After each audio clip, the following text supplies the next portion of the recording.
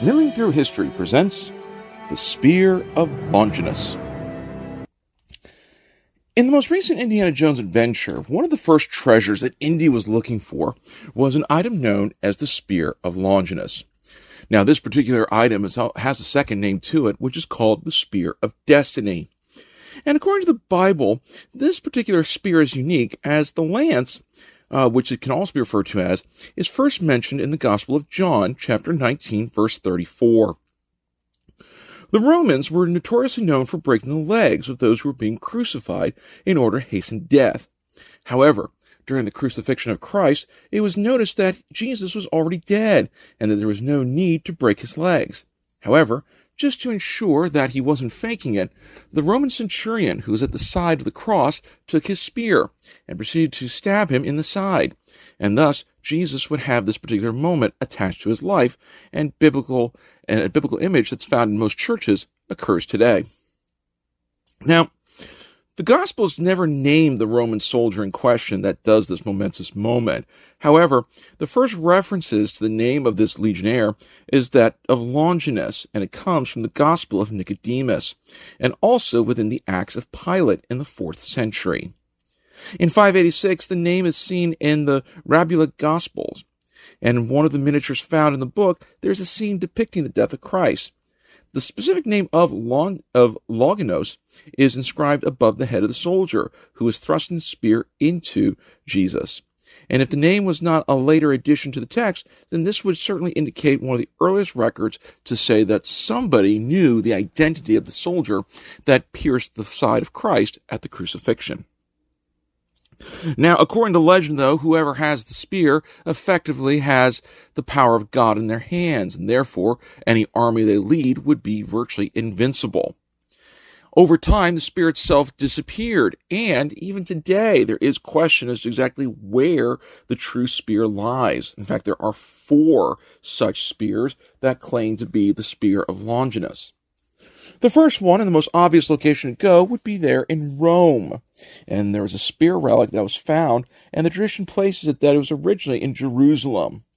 It found its way first to Constantinople, where the spear was then broken up, and then part of it would go to Paris and a sale to Louis IX, while the rest would go to Rome. Presently, this supposed Spear of Longinus is located at St. Peter's Basilica in the Vatican City. A second spear, though, and this one is sometimes thought to be perhaps a more legitimate case for the Spear of Longinus, is that in Vienna. Now, this spear can be confirmed as not being originally a Roman spear. Instead, it was a Carolingian spear. But what makes it unique is that inside of the spearhead itself is a nail. And this nail is believed to have been used in the crucifixion of Christ and just became part of the spearhead. Now, if somebody wanted to see it, it is currently on display in the Imperial Treasury Museum found in Vienna. The third is found in Armenia, and according to tradition, the Apostle Thaddeus would bring the spear to Armenia, and while its exact origins and its history is somewhat shrouded in mystery, presently the artifact which claims to be the Spear of Longinus is on display at the Menugian Museum in Varhashpat. Finally, Antioch. Now, during the siege of Antioch, a monk named Peter Bartholomew had a vision of where to find the spear under the church of St. Peter. And when he went there, sure enough, he found the spear, which galvanized the defenders of the city and allowed them to break their siege. Now, veneration of this particular artifact was reported as early as the 10th century. However, it was discredited as a fake in the 18th century by Cardinal Prospero Lambertini. Now, because you have multiple spears, there are those who would immediately start looking and trying to determine which one is the accurate one. And as previously stated, there seems to be a belief that the Vienna one is the most legitimate. And part of the reason why is that in the Second World War, the Nazis would attempt to collect all possible religious relics in order to use their mysticism to help bolster their power and assure dominance, especially for those that believe that if God is with us, who could possibly be against us? Now, because they went specifically for the spear in Vienna, over time after the war, forensic scientists decided to determine, is this spear actually a spear that contains a nail that comes from the crucifixion? Well, forensic science has since proven that no, this isn't the case.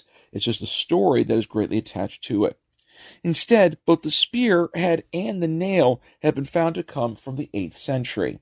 And part of the reason for this deception is that during the 8th century and in the early centuries of Christianity, numerous people would claim to find relics of saints in the most peculiar of places and then would sell it to those who believed. And so a saint might suddenly find that there are hundreds of copies of their bones being sent out across the world or other type of religious artifacts.